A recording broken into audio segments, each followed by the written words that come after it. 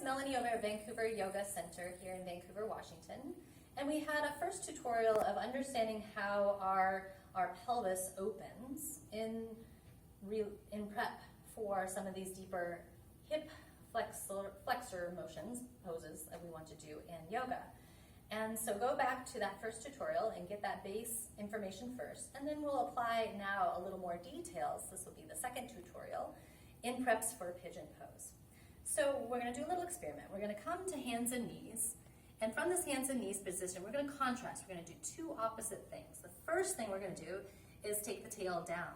And as the tail goes down, the back rounds, and the sit bones want to come towards the tailbone itself.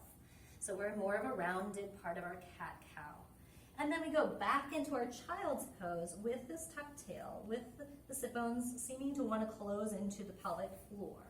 And it could be a lovely stretch for the back of the spine when we're maybe needing more of that tissue to be stretched.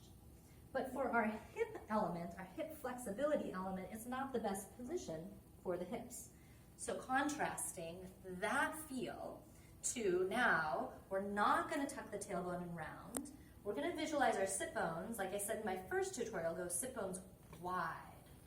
And as the sit bones go wide, I want to take my tail more back to the back wall and the pubic bone more forward to the front wall. When you go sit bones wide, what you might find yourself doing is anteriorly tilting the pelvis and getting more of a sway back.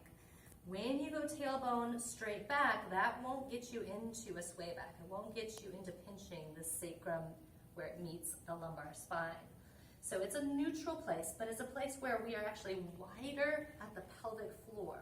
And now we want to take the wideness of the pelvic floor that we just created and just take it straight back to our child's pose. And as we go straight back to the child's pose, it's going to be less stretchy on spine, but more deepening in our hips themselves and the hip into its socket more. So it's just a different way of working child's pose to open the pelvis, to open the hips. Then that preps us up for our pigeon pose. We're not going into the full length of the pose. We're going to do a baby version of the pose to get this feel in the pelvis. So if we started with our sit bones wide, tailbone back, pubic bone forward, we're going to try to keep that as we take our knees straight forward and our other leg straight back. And I'm going to have my front thigh straight forward. I'm going to have the calf straight back and the toe straight back. So I'm not turning out just yet. I'm not twerking at the hip and the knee just in this moment. I'm keeping everything neutral as I had. And I want to feel the feels at the sit bones and the pelvic floor. So once we get to the end point, I can't go forward anymore. I can't go back anymore. Then I'm going to go, can I take my sit bones wide? Again, can I feel it a little bit more? Tail as if it's facing straight back, pubic bone as if it's facing straight forward. And then I'm going to even manually take my hand to the sit bone and widen it off to the side of the foot. So now my foot's right on this inseam between my sit bone and my pubic bone. So it's a little closer to pubic bone. There's the widening of the pelvic floor. And then if you get stuck in your hips and maybe that's as far as you go, then you just lean forward and keep imagining widening of the sit bones, the pelvic floor. If you feel like you could go on to the next step, then it is take the knee slightly out, take the shin bone slightly forward, not doing 90-degree angle pigeon just yet, and once again go sit bones wide. For my Onusar folks, this would be inner spiral of the pelvis, but outer spiral of the leg. Inner spiral of the pelvis. Sit bones go wide, pelvis comes in.